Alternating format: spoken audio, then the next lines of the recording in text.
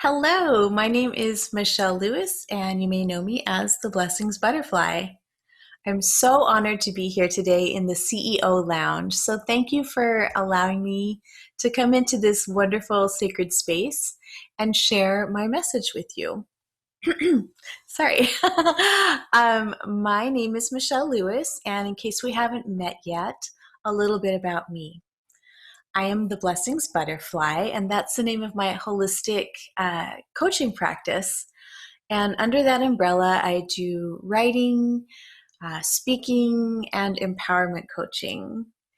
I am known as a master of positivity, and that is because I spent most of my life buried in a rut of deep shame and had to learn how to overcome the things that were painful and traumatic from my past and transform them into a message of hope and healing.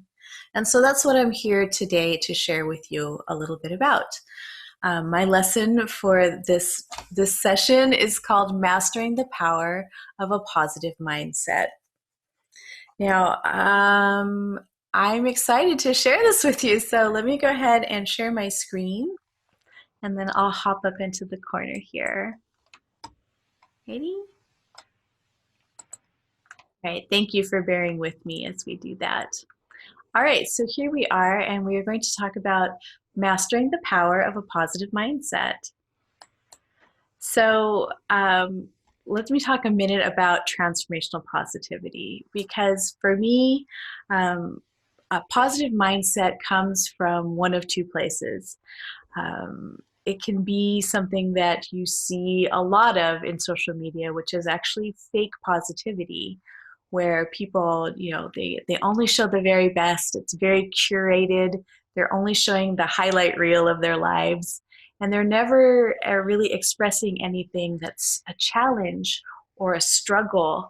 And if they do, then it's only like with this sort of superficial fake smile attached to it, a mask that they're wearing that, basically is sort of a Pollyanna thing that we'll get into in a minute.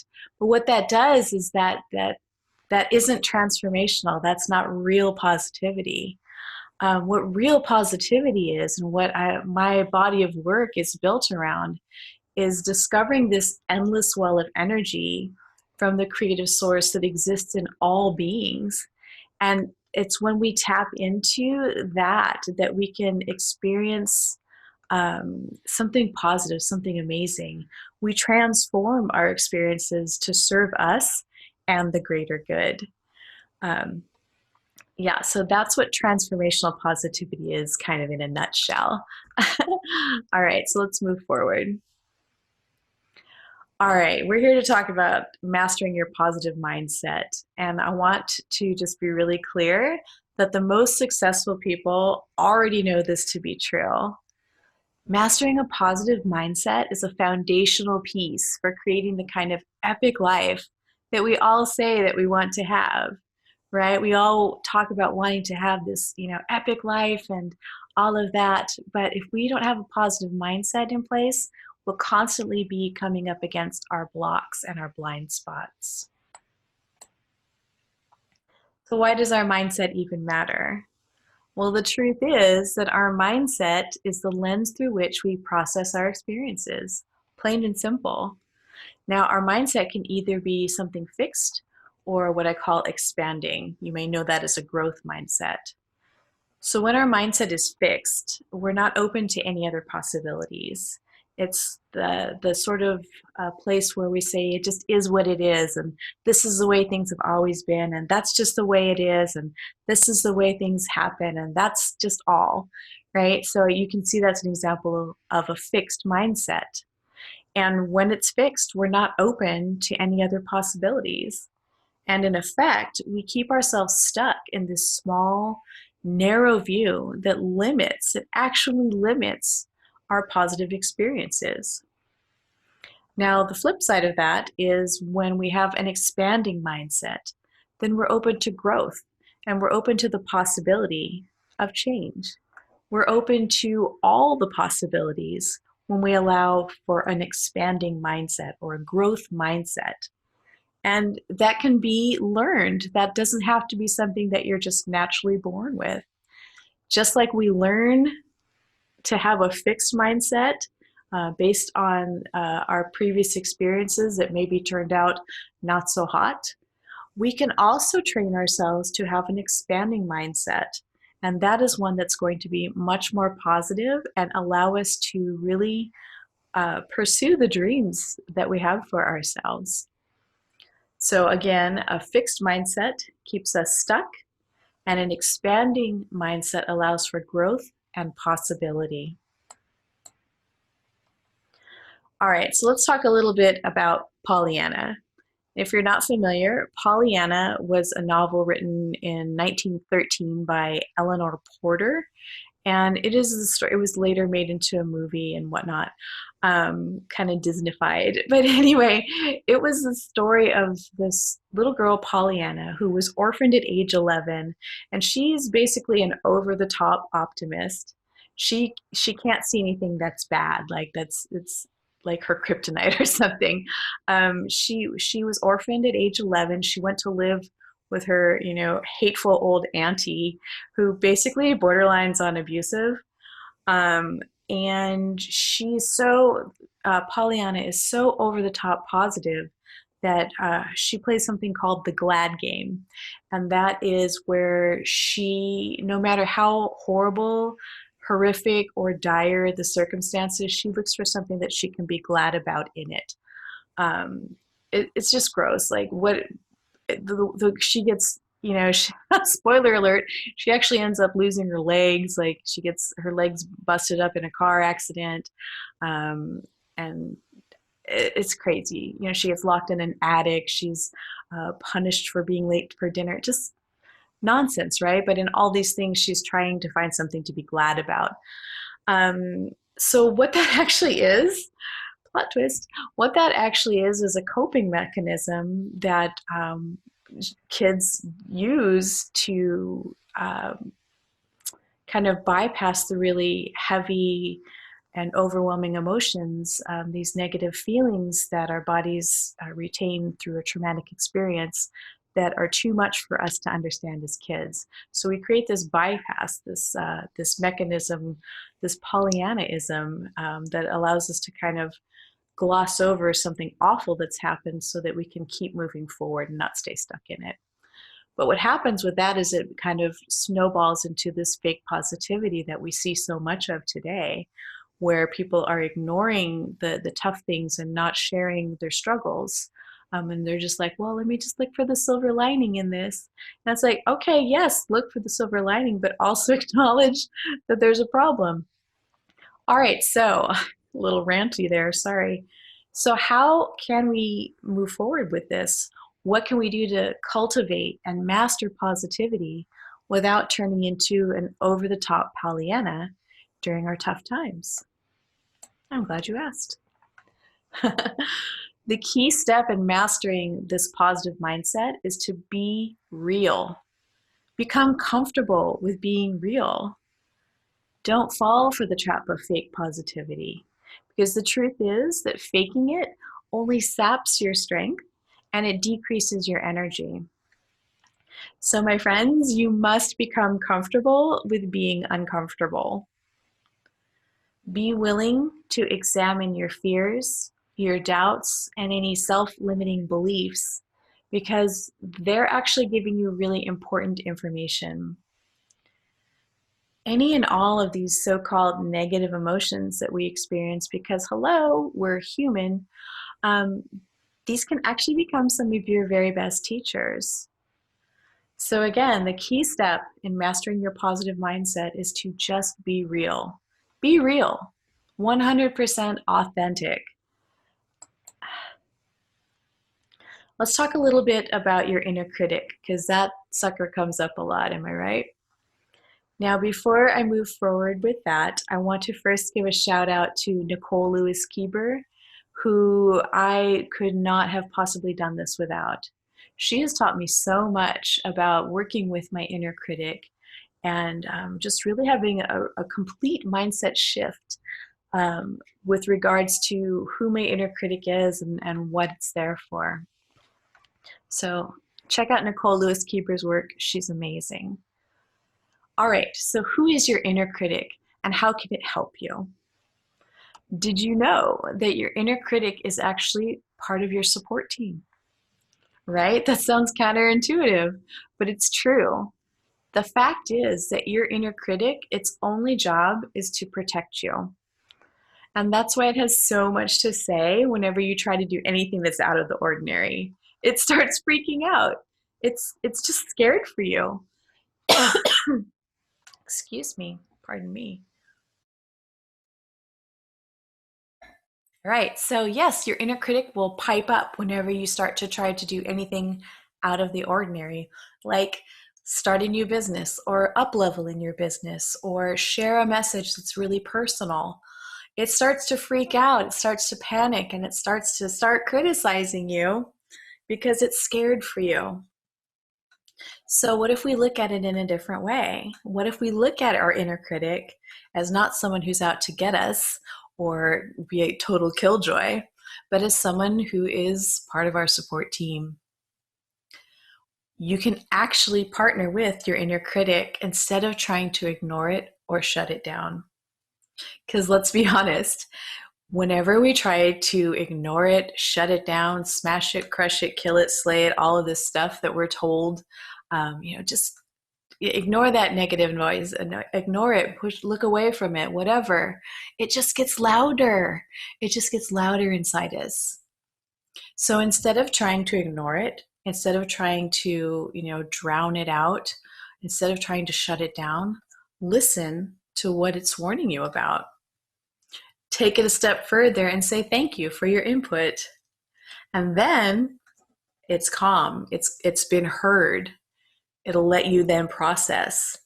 So you've got this information. See if any of it is useful. See if any of these things that your inner critic has been shouting at you have any value to them. And at that point, you can keep only what you need. Everything else, you can just let it go. All right. I love that.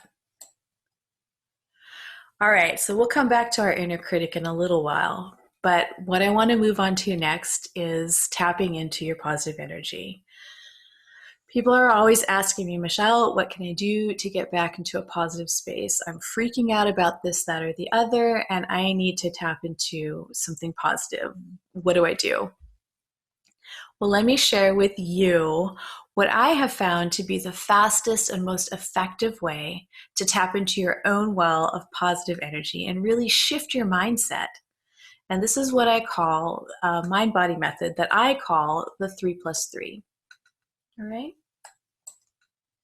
So the 3+3 method is to take 3 deep cleansing breaths followed by 3 positive centering affirmations. It's so simple because you can do this just about anywhere, whether you're seated or standing or laying down or in an elevator or at your desk or wherever. You can do this whenever you find yourself starting to freak out and needing to tap into that positive energy. So let's go ahead and practice that. What are 3 deep cleansing breaths? What would that look like? Now, for me, what I like to do is I like to have my palms up. It's in a position of receiving.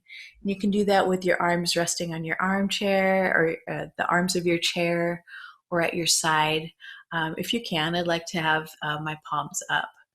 If you're seated, it's helpful if you can have your feet flat on the floor in front of you. So it's the connection symbolically of your feet touching the ground and your hands in receiving mode from the universe. All right, and so when you're doing your 3 deep cleansing breaths, you want to breathe slowly and deeply in through the nose, filling your lungs, holding it there, and then slowly releasing that breath through the mouth. And as you're breathing out, as you're exhaling, you want to concentrate on relaxing your shoulders, softening your jaw, letting any negative thoughts and feelings just blow out.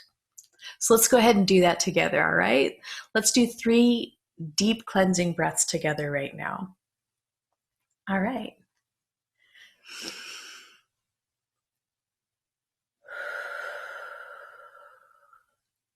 And you're releasing the negative energy.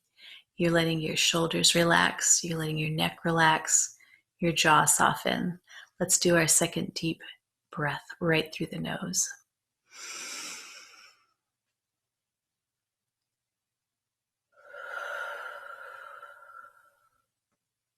Slowly releasing that. And let's do one last one.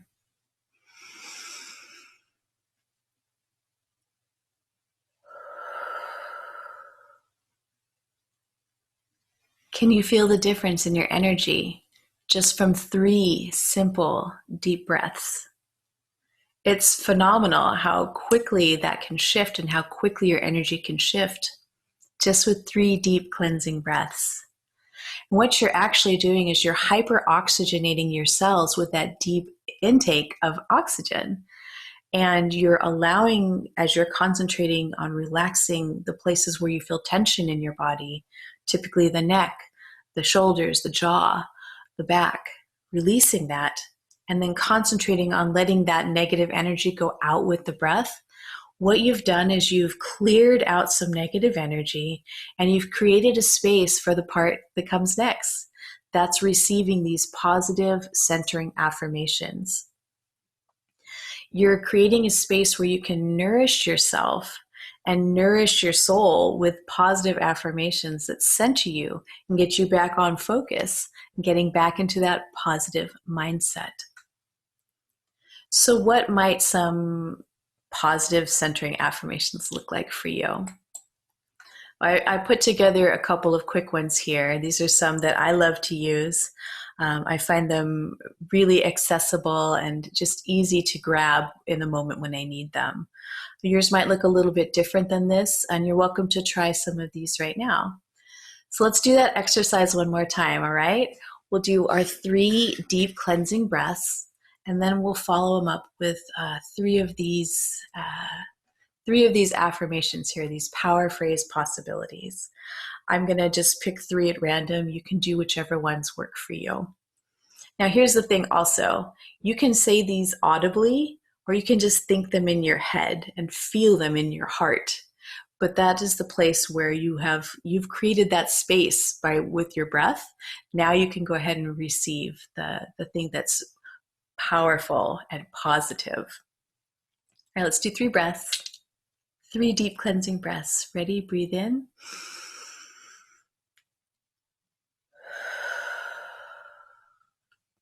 Releasing. One more breath in.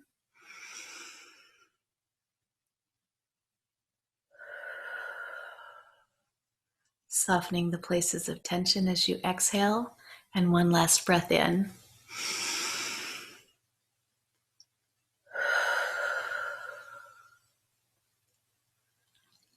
All right, and now this is where I'm going to take in 3 positive affirmations. I am strong. I am showing up. And I am not my mistakes. I wonder which ones you chose, or maybe you picked something different that's not on that list. So let's talk a little bit more about creating your own personal power phrase. Now, what I've found is that creating your own personal power phrase, you might call it a mantra, can be an important exercise for mastering your positive mindset.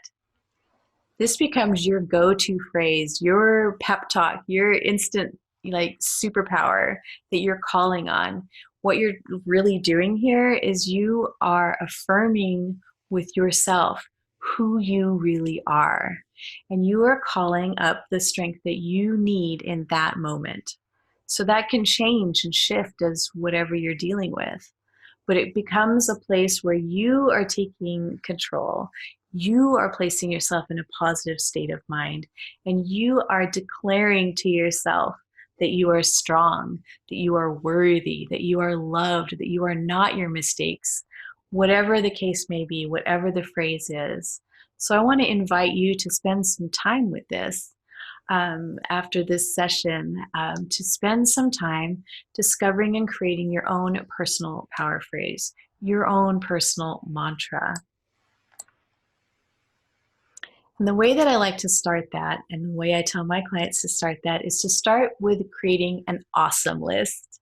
Yeah.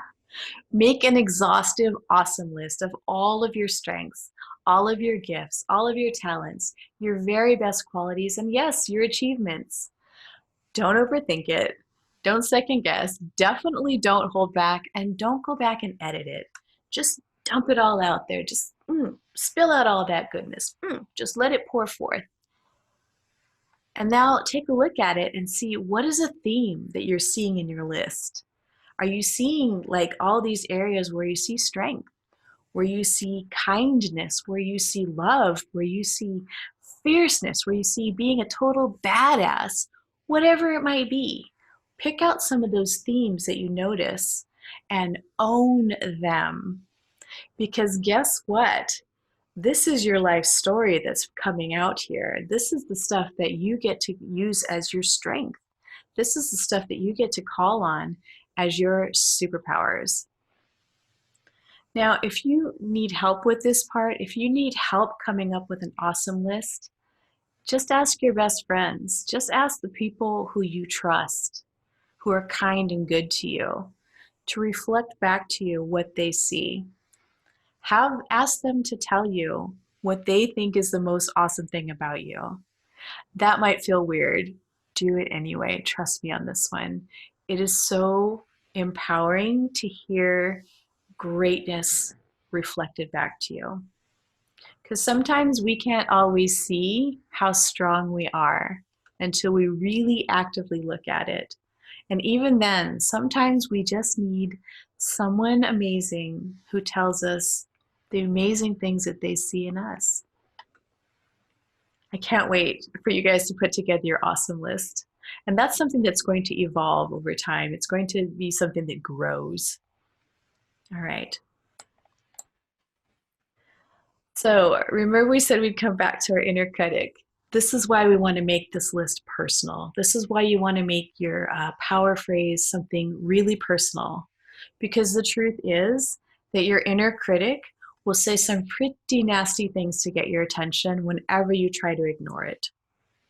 So instead, let's use those fears, let's use those doubts that it brings up, and we'll transform them into your personal power phrase. For example, if your inner critic says things like, "You're just going to fail," then your phrase becomes, "I am already succeeding." Or maybe it's, "I am not afraid of failing." You see how the energy shifts to one of empowerment? That's powerful. And that's going to be personal and unique to you. This is where you get to flip it. All right. I want to thank you so much for letting me spend some time here with you today here at the CEO Lounge. If you have any questions about this or you have other comments and anything like that, please don't hesitate to reach out to me. I would love to answer your questions. You can visit me at my website, www.theblessingsbutterfly.com, all one word, and you can click on the schedule an appointment if you'd like to have a free 30-minute chat with me about this or anything else. Thank you again so much, and I am really grateful that you are taking this time to create a more positive mindset for yourself and for making the world a little bit more positive today. Thank you. Bye.